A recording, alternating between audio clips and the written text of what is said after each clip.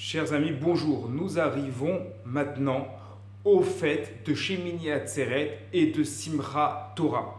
Simchat Torah, la fête de la Torah, tout le monde va dans les synagogues, tout le monde danse avec la Torah.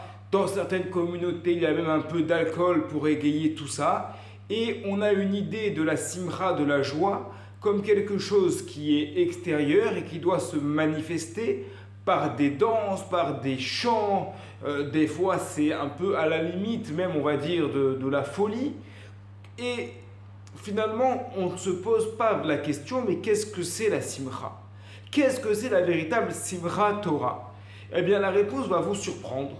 Mais pour savoir ce que c'est la Simcha, il faut prendre l'exemple d'un étudiant de Talmud qui ouvre une page de Gemara et qui a une question. Il a une question, il ne comprend pas vraiment. Alors il va regarder vers l'intérieur de la page, il y a le commentaire du grand maître qui s'appelle Rashi. Et tout d'un coup, ça va lui éclaircir le texte. Ah, déjà quelque chose est en train de s'ouvrir. Et puis, on va vers l'extérieur de la page, il y a les commentaires des maîtres que l'on appelle Tosfot, les Baalei Tosfot, qui vont poser des questions sur le texte en faisant appel à d'autres données, et puis on va se creuser la tête pour comprendre la question de Tosfot et la réponse. À partir du moment où on va comprendre, alors là, quelque chose s'ouvre, quelque chose se dévoile. On a compris quelque chose de nouveau, on a mis en parallèle des éléments qui étaient différents, qui a priori étaient complètement interdépendants les uns des autres et qui maintenant se regroupent. On a compris quelque chose dans la page du Talmud. Alors, vous allez me dire, oui, mais pour les dames qui n'étudient pas le Talmud, pour ces questions-là, qui sont des questions parfois très techniques dans le Talmud, qu'est-ce que ça nous change dans notre vie? De comprendre une problématique, on peut poser la même chose pour quelqu'un qui aime beaucoup les mathématiques et qui aime jongler avec des équations et qui trouve des formules. Ça lui fait plaisir, d'accord? Mais concrètement, qu'est-ce que ça change dans ta vie? Alors imaginez cette même réflexion, ce même dévoilement dans des problèmes existentiels. Qu'est-ce qu'on apprend dans le Talmud? On apprend à dévoiler la parole de Dieu.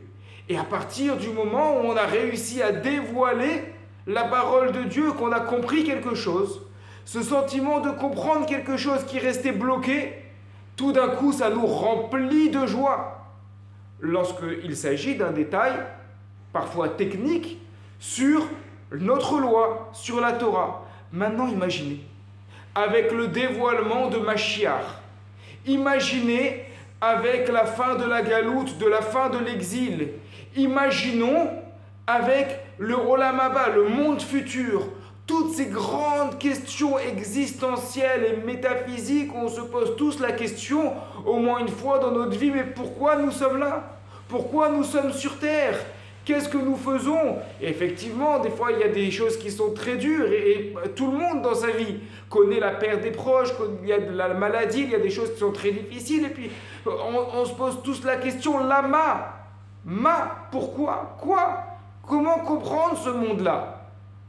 La véritable Simcha Torah, c'est le dévoilement de la connaissance de Dieu grâce à l'étude, grâce à la réflexion qui a permis de discerner, de comprendre des choses qui jusque-là étaient complètement obscures, qui paraissaient complètement fouilles et qui maintenant deviennent complètement claires. Alors, pour l'instant, le Mashiach n'est pas arrivé, qu'il arrive vite, Bimera Veyamenu. On ne sait pas ce que c'est vraiment le Olam Haba, le monde futur. Alors comment on peut savoir qu'est-ce que c'est vraiment la Simchat Torah? Eh bien en regardant dans une yeshiva des étudiants de Talmud qui ont compris enfin la réponse à leurs questions, voire même qui ont compris directement la question et d'un coup une joie les prend. Et d'un coup, une joie extraordinaire, cette joie du dévoilement, de comprendre ce que c'est Akadosh Baruch Hu.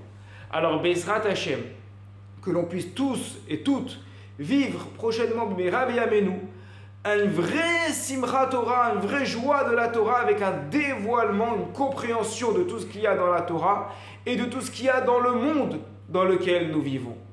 Chag Sameach à toutes et à tous.